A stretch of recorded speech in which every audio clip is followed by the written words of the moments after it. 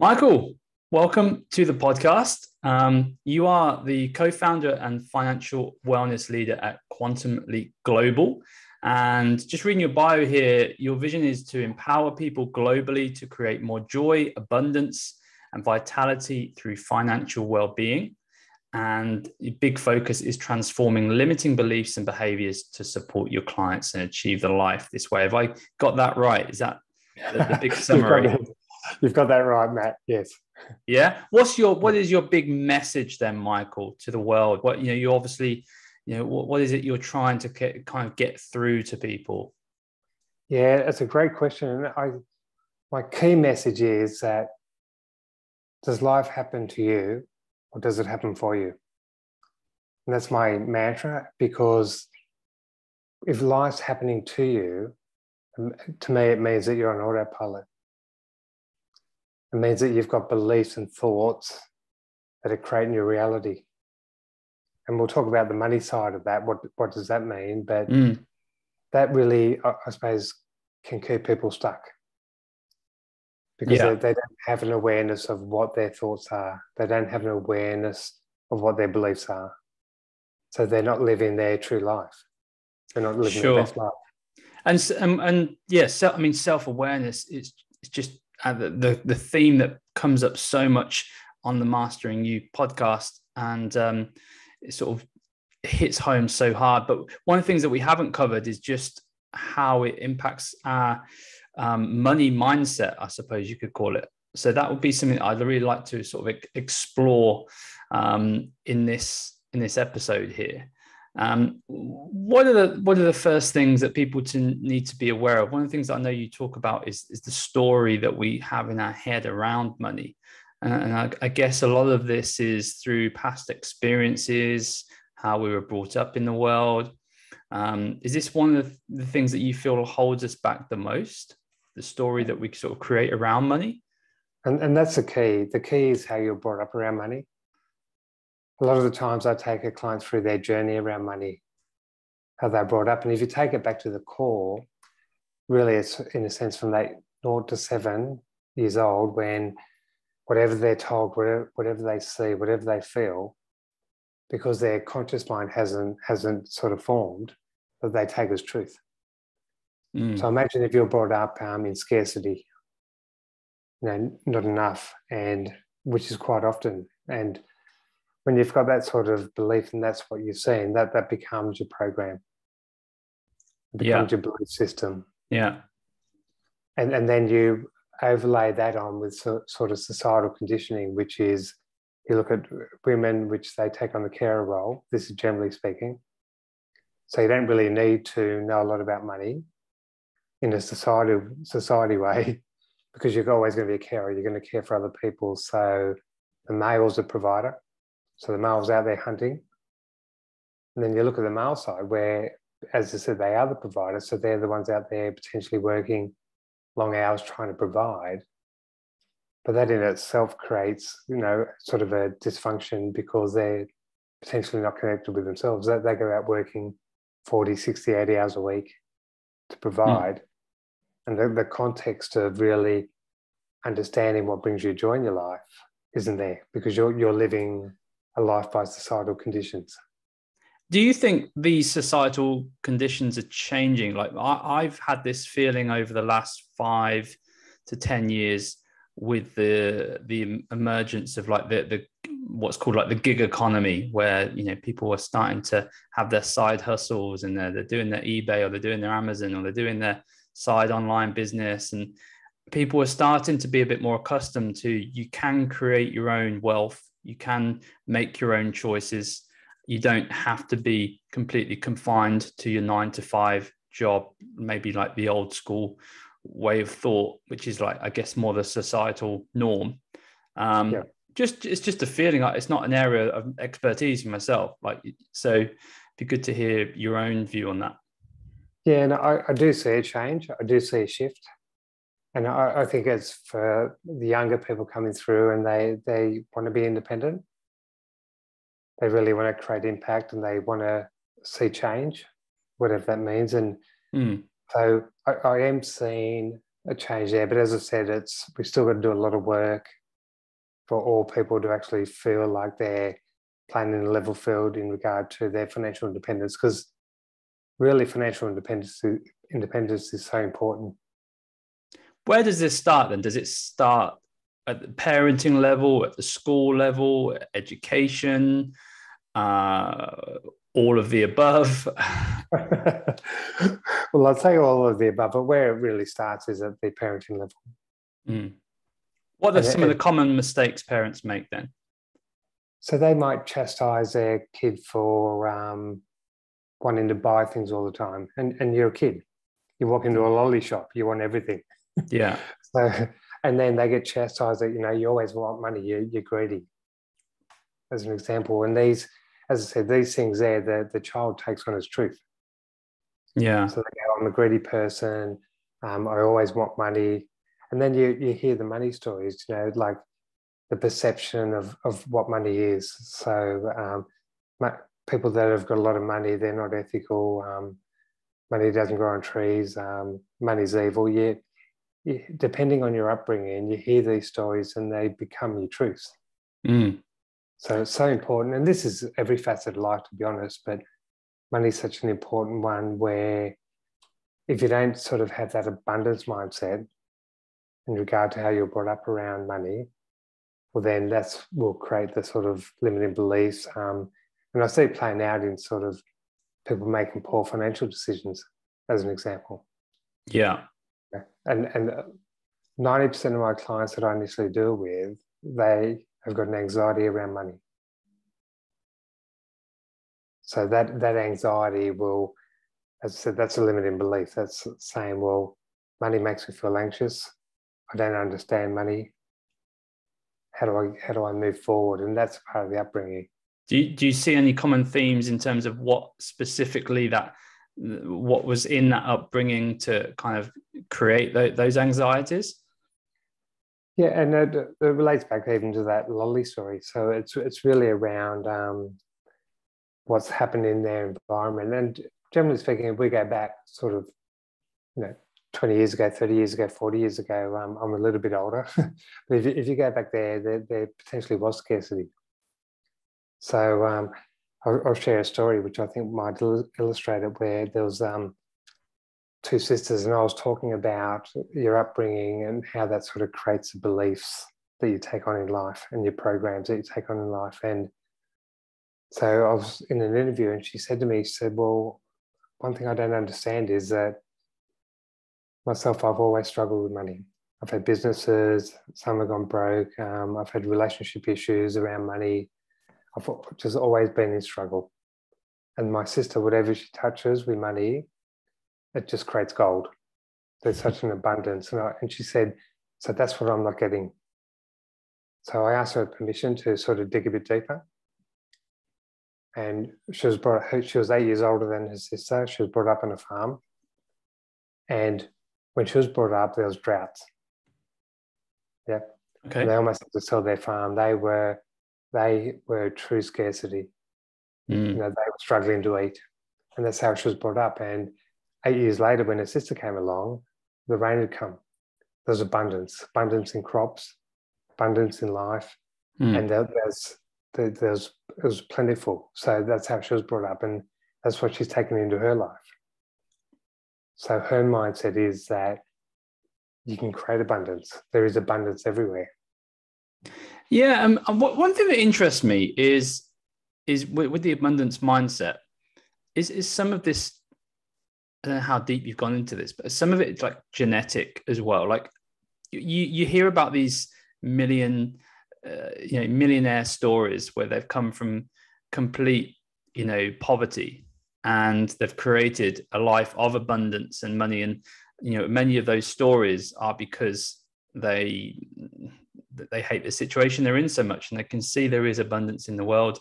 So they use that as motivation to create a life very different to one that they had. What's the difference between those people that create that life and the people that are really affected by the conditioning?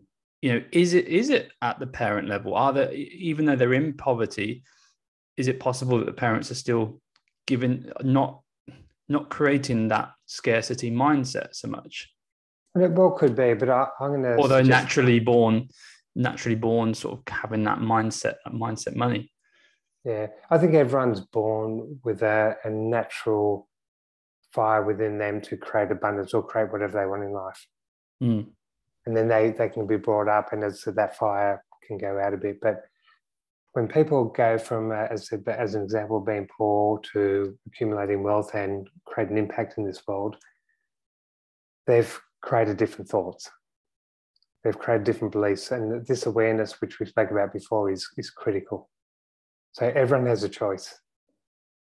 So you go through life, and a lot of those beliefs and those programmings and those behaviours are in your subconscious mind. So you're pretty well on autopilot. I call it you're on their hamster wheel. So you're just running through life. And people that actually can assess what's going in their life, go back and look at the stories that are playing out and choose to live a different life. They make a choice. They choose to create a different life. So the thoughts that go through their mind every day, there's something like, the research says there's something like 60,000 thoughts a day. And 70% or so are negative. But those people are going, I have a true belief of what I'm worth. My thoughts create that, and my thoughts create my feelings create my behaviors and my actions, and that creates my reality. And that's the truth. It sounds so simple, doesn't it? You just make a decision, and people listening will be like, well, if it was that simple, then surely everyone would be doing it. But I suppose that opens up the whole can of worms, that people aren't taking the time to monitor their thoughts. And because of, like, you talk a lot about societal norms, because they're sort of so entrenched in the norms, that it's sometimes hard to actually step out and be the observant of your life and look at your thoughts and be objective about your actions. And I think you hit it on the head there, like to be an observer and to be curious. So you start asking questions. And I think in regard to what we went through with COVID, and we're still going through, that has slowed people down. We are seeing shifts where people are reflecting. That was huge, wasn't it? We noticed that with so many people, people had this time to sit with themselves and just think. And I spoke to countless people were like, wow, I realized that I actually hate my job. I'm not happy. I didn't realize I wasn't that happy, and I'm going to change things. And I know people that have literally just completely quit and taken a career even at a lower paid job because they realize that they actually enjoy spending more time with their family. Or unfortunately, there's the other side to it where people realize that they weren't in good relationships and that was causing suffering. But ultimately, it comes down to just being, like you say, that observer and just reflection time. And it was really around going back to the core, which is what brings me joy in my life. That was a reflection piece, and everyone deserves joy. And because we're on autopilot, because we've got to show up in a certain way, because that's societal conditioning. And so we play that role, whether we be male or female, we play that role. And then we get to 40, 50, 60, and we go, what have I done? What's my life? What's my impact? What's my legacy? Yeah. What's it been for? And there, a lot of times, Matt, there's a disconnect to self then. Because you've been, in a sense, living someone else's life or someone else's standards. And that's the empowering thing, as I said, with COVID, where people have really reflected internally. Because generally we look external for validation. So, and that might be that we work long hours there, we've got a beautiful home, we've got a boat out in the front yard, we've got a beautiful car. That's all external. So it's not necessarily going to bring you joy. But because we're aware, or most people are aware, that this is just what's normal, it's sort of, people find, okay, I'm okay with it, because it's, even if I'm sort of not happy day to day, because it feels like it's normal, that's what everyone else is doing, sort of settle for it, right? When did you And first become aware of societal norms and start to like really look into that, and why? And it was my personal story. So I've been dealing with money for over 35 years. And it was more around, I could actually look at a client there, make them money, but I had some limiting beliefs which I wasn't aware of. So I actually found myself making poor financial decisions, even though I knew money and I knew how to create wealth for people. I was in the financial planning, banking industry. And because I was self-sabotaging, I was actually trying to work out what was going on. And what happened there is that I started to become financially stressed. I made some really poor decisions. I put our family home at risk. I went down the pathway. I started to get anxiety. I went down the depression pathway, and then I got down to, I had a sort of a chronic prostate cancer, and then a relationship, been married for 22 years, which was the norm there, and just the status quo. And then I had that relationship breakdown, and that was fairly critical events in your life that I'm going, I need to change. Yeah, that's quite a sort of compound amount of experiences. It's unfortunate, isn't it, that sometimes we have to go through many of those tough experiences to get to the point where we can start to dig a bit deeper. And and my learnings is that you have clarity around your vision. So we're very clear around our vision, what brings us joy. But more importantly, we live intentionally. So we're not in autopilot. We're actually, how we're showing up every day, is that of service to us? Is that supporting us to achieve our vision of joy? And when you've got the vision, and it's sort of 5 years out or so, but we're living with that vision now, so we're living with joy. And we're making decisions around joy, and that's a really good space to be in. And you shared before that it's a lot of times there's a critical event or illness or breakdowns in relationships, and the pathway that I want to share with people is that not to go right down my pathway. Yeah, but also it's like you said right at the start, is you can look at things two ways, right? Life either happens to you or for you. Yep. And so those circumstances and experiences are not anything that you want anyone to go through, but if you can look at how what you can learn from them and what the teachings are, and frame it in terms of it happening for you rather than to you, and not being the victim, then you can become a greater person, mastering exactly you. And that's a really good reframe, and you're spot on in regard to take your learnings and move away from that victim mindset and to that empowerment mindset. Yeah, there's a reason why that happened to you. Learn the reason, learn the story around it, and then empower other people. A lot of people go, when they create the most impact, is because they've been down that road.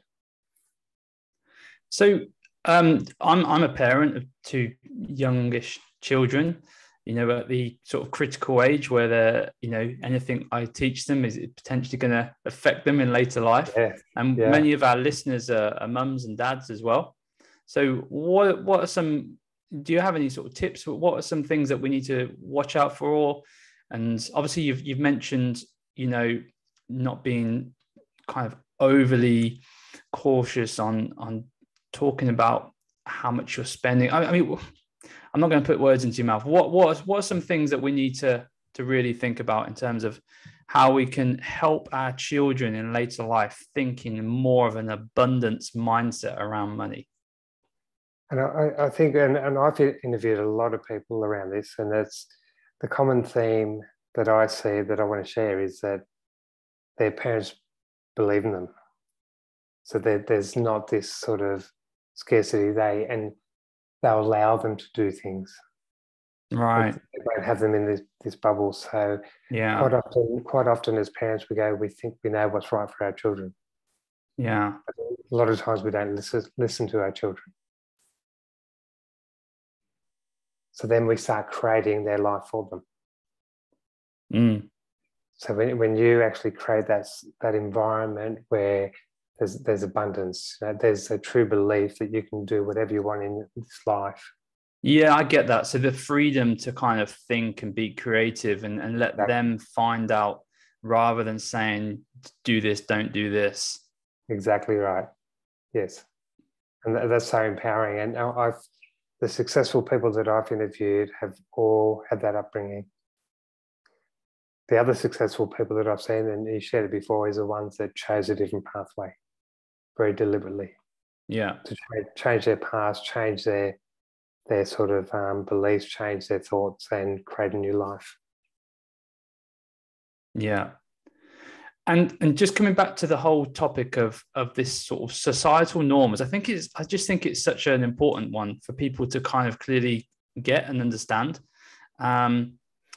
You know, that this, because whenever I hear the word normal, like we get it sometimes with regards to people changing their eating habits or, you know, or spending habits in regards to nutrition. You know, that they'll say, oh, I can't eat that, it's too expensive to eat healthy. I did a whole podcast on it once, just explaining and outlining the real numbers to, you know, what the cost of being sick is and what the cost of being not productive and you know, having days off and not being able to spend quality time with your children because you're tired or because you've gained too much weight and you're sort of suffering with any sort of disease. The cost of ill health compared to the cost of really, majority of the cost of health is just spending a little bit more time just working on it, to be honest. But and when some people say, well, that's not normal to eat like that, or that's not normal to be at that body shape or that fitness, and I say to people, well, the last thing you want is to be a goal, you know, because if we look at what is normal, I guess, because you could say normal is basically average. And if you look at average, well, in the UK anyway, and I think probably across most of the developed world now, it is normal to be obese and quite frankly unhealthy. That's become the norm. Like, you know, more people are dying now from being overweight than underweight for the first time in history. So do you want to be normal? I mean, if you look at money, you know, it's pretty normal for people right now to be struggling to pay their bills. Do you want to be normal? So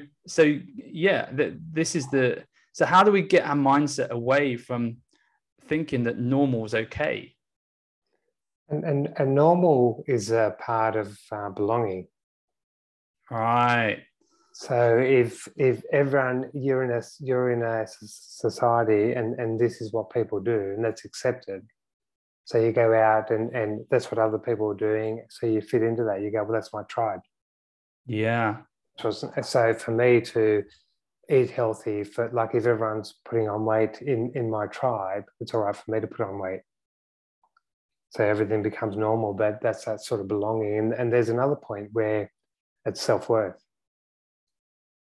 So if I said to you that you know you're a bit overweight, it's going to affect your health, or you might be well overweight, it's going to affect your health, and they're going to say, well, I might lose weight for 6 weeks, 12 weeks, I'll go on a program, whatever. But you haven't changed their mindset around themselves. Yeah. So this is where I get, what's that quote?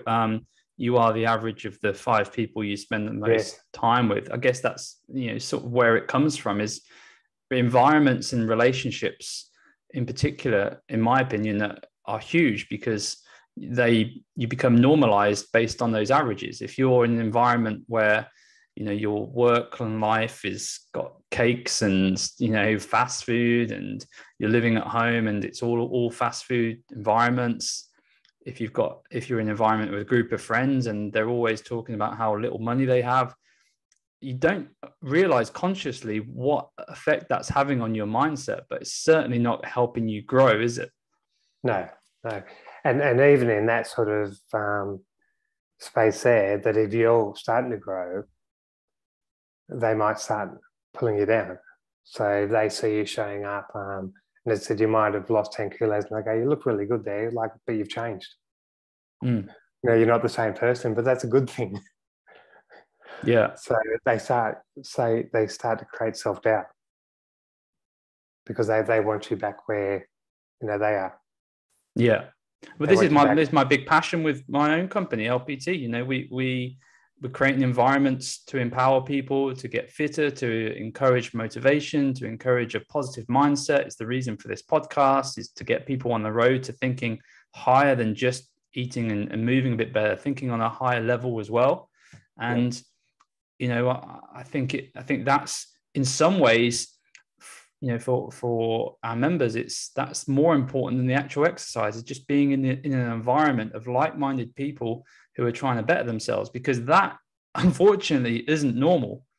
People working out every day and trying hard to improve themselves.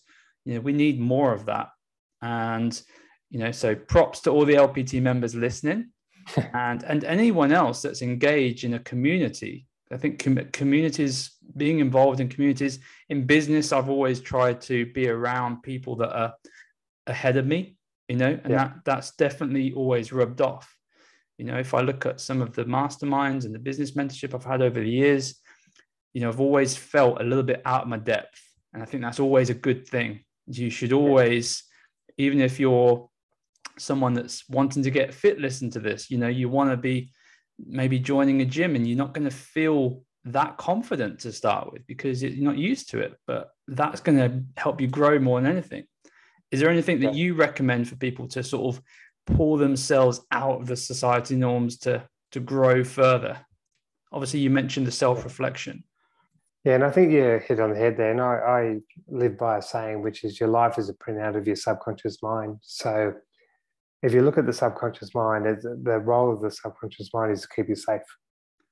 So keep you within that comfort zone. So keep you within that norm.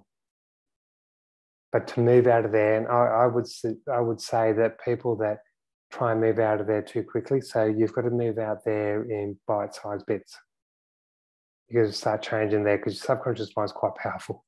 Yeah, it's going to sort of want to bring you back. So you just start bringing it out there, and then it believes you.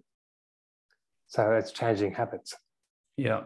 And then you change another habit, and it's a consistency. I call them the 1%ers. And I'm a big believer in that, whether it's in sport, business, life.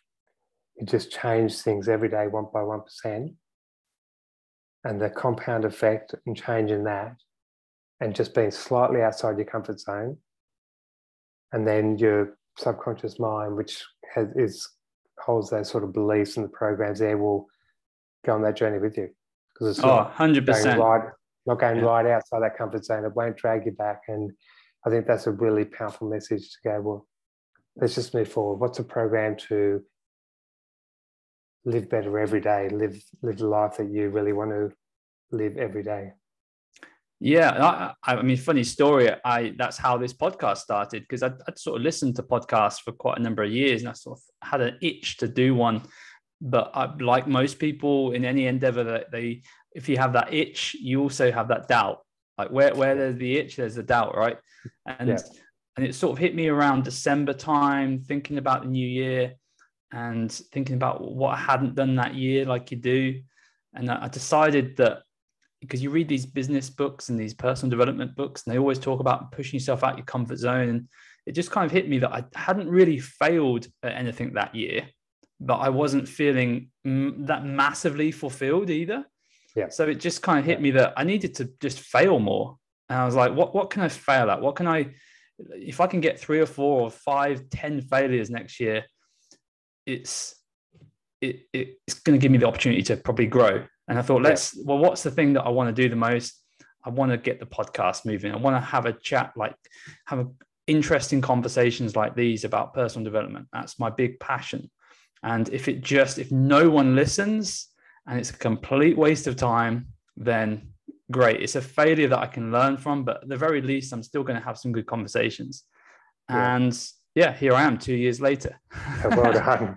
Well done. And I think the stigma around failure is so emotional, where people won't go out of their comfort zone because they're the fear of failure. Mm.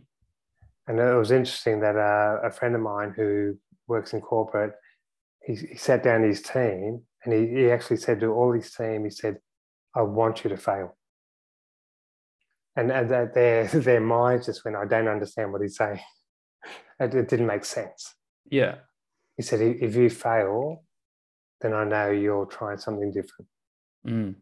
I know you're outside your comfort zone. And this, we've got to change the narrative around what failure means. Because if you fail and you don't learn, that's an issue. But if you fail and then go, well, this is what I learned from it, or this is what I could do better from that, that's growth.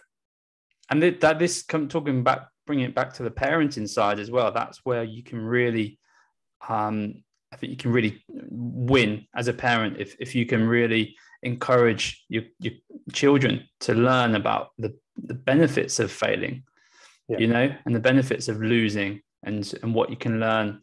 My little boy, it's his first sports day today.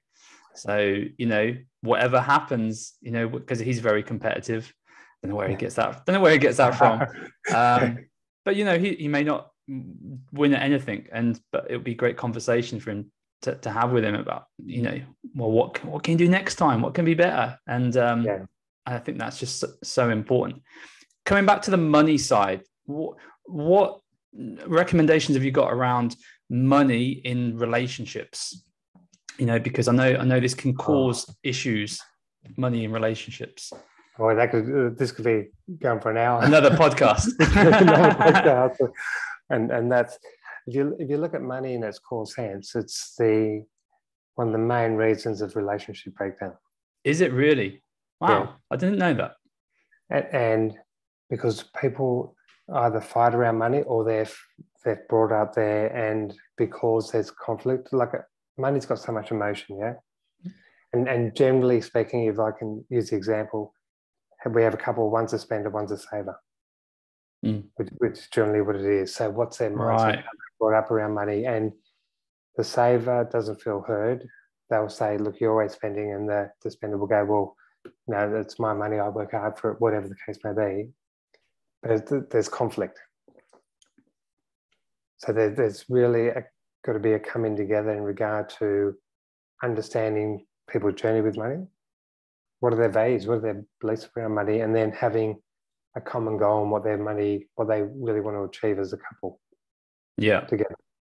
So it comes back to what you were talking about earlier about, you know, creating that clear vision that you have for yourself and for your future. Because if you have that clear vision, then when you've got some difficult financial decisions to make, you know, it's much easier to not have conflict then, because you know what the end goal is that you're working towards. You know what you're trying to design, of course. And then at the same time, as I said, if a couple said, well, look, I was brought up around money, this is how I brought up, so safety is important to me. So having a nest egg or having an accumulation fund that we sort of set aside there, but you're always dipping into it, that makes you feel unsafe. But say it in a way that it's not at that point. It's not that conflict, and it's sharing from a loving space. Yeah. And having those conversations where, and when you actually have it in a safe environment, that's when it sinks in. So the other partner might go, well, it's probably the first time I've heard you. I never really understood why that was so important for you. It's just communication, isn't it? Just having communication, because money, let's face it, is a bit of a taboo topic. Yeah. You know, and so it's one of those, if it's not talked about, then it down the line, it can lead to breakups. And so that, you know, just regularly having those conversations, if you know, I think everyone kind of deep down knows whether you're both in alignment and you both have the same values or not. And if you don't, there just needs to be that conversation more often, doesn't it? Exactly right. And as you said, a lot of times it's such a taboo subject because it can be quite emotional. But generally it's emotional because it's discussed at a point when there is a lot of emotion, when something's happened. So you create the conversation at a time there when it's peaceful and there's love, and it'll create a different outcome. Coming back to the subconscious mind, like obviously at the moment we're going through this relatively difficult financial period. off the back of a couple of years of craziness. You're in beautiful Sydney, Australia. I'm not sure what things are like over in Oz, but certainly the UK and Europe, obviously energy prices are rising through the roof. People are struggling to put fuel in their car. And I'd imagine that this is having quite a big effect on money mindset. What would you recommend? What do we need to stay clear of, or what not stay clear of? What do we need to recognize? How can we keep our mindset strong, positive, and thinking, I guess, in more of an abundance mindset rather than scarcity? Because obviously now more than ever, people are probably thinking more in scarcity and thinking, worrying about every penny they save. Is that a good thing, or should they be thinking more about how they can make more money? Well, I think it's both, and it's honouring the flow of money. So I'll talk to someone and they go, oh, look, the petrol prices are going up, interest rates are going up, like buying food's going up, everything's going up. And then I'll sit down with them. I go, well, what do you understand about the flow of money in your family? And they go, I wouldn't have a clue. And when you actually sit down with them, there's money going out everywhere. There's gym membership that they haven't used for 2 years. There's they look at their home loan that they haven't looked at for 5 years and they're paying 2% above what they should. There's all this loss of money. They don't understand money. And I've sat down with people and we can look there and save anywhere from $6,000 to $20,000 a year just by really looking at the flow of money and being in control of that. Yeah. So then straight away they go, I've been stressing over petrol prices going up 20 cents a litre, which is fair, or 40 cents, whatever. And you got to be cautious of the media because they're pushing fear. Of course. That's their agenda. They're going, what I can control is how the money flows in and flows out. That's what I can control. And then they can look at opportunities to grow. They can look at, as I said, earning more money. They can look at side hustles. They can look at ways to earn more money. But the flow of money is just so critical that you have control over. And a lot of people that I speak with, as I said, I call it the leaky bucket. They get all this money coming into a bucket and there's just leaks everywhere. So control that and then feel empowered around that. And then you actually go, well, all I'm hearing on the outside, the external noises, yes, it's got an impact for me, but I'm in control around what's happening in my life. Yeah, it's been interesting. One of the questions that I've sort of explored that I didn't used to, because I just thought it was maybe a bit too personal, but in recent years I have explored it more. When if I'm talking to someone that's considering doing some sort of transformation package with us, is off like any sort of coaching package or training package, the big objection is around money. And we'll explore their spending a little bit in terms of what they're currently spending the money on, and nutrition is an interesting one because we'll soon find out that those 2-3 bottles of wine a week, those 2-3 fast food or takeaways that they're spending, that £25 or £30 a week on Costa Coffee with their coffee, their Starbucks, their extra sweets, their biscuits. Once we change their nutrition, and you're halving your cost on many of the nutrition that you're currently consuming. And people have this sort of mindset that eating healthy can be quite expensive, but actually being unhealthy can be even more expensive. Going out, meals out, etc. So like you said, a lot of it can just be the impact of a lifestyle change, how much more money you can save, but also obviously if you're changing your diet, you're going to increase your energy levels and you're going to increase your productivity and you're going to feel better and you're going to be happier. So I guess it just comes back to really like what we discussed right at the beginning, is being that observer and really looking at your life and your spending and your actions and your behaviors and just seeing if there's a different way of doing things. Exactly. And then saying, as I said, reflecting back, like, am I living in joy? So what can I choose differently? And that's everyone can have a choice differently there, and they'll need a roadmap to potentially achieve that. But everyone has the opportunity to change their thoughts, change their beliefs, and create a different life. That's everyone has that within them. Yeah, it's a hard one to get around sometimes. Is that changing from scarcity to abundance? Because I guess it comes back to the fact that, like you said, the human brain's always wants its main priority is survival. So it's going to always focus on the negative than the positive. It's going to focus on the cost of the thing rather than the benefit of the thing.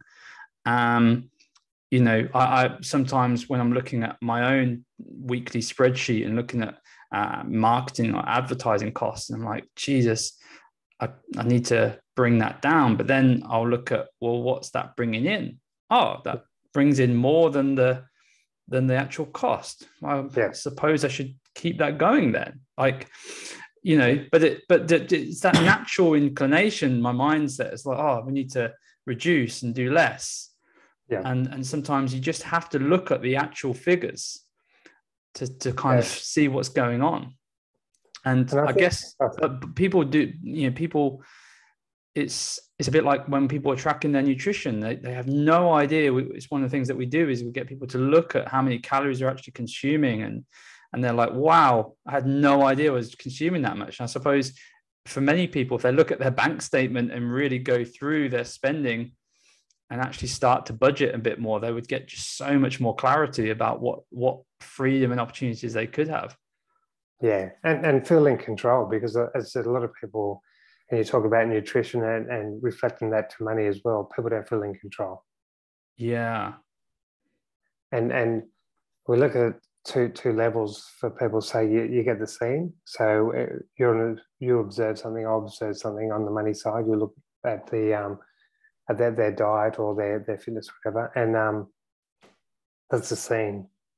But the unseen is where the change will happen, because that's where the ego is. That's where our beliefs are. That's where our thoughts are. Yeah. So that's what because it's, to us, it'd be obvious. I look at someone going, well, you got no idea where your money goes. You've got no control of your money. You're stressed. You're living paycheck to paycheck.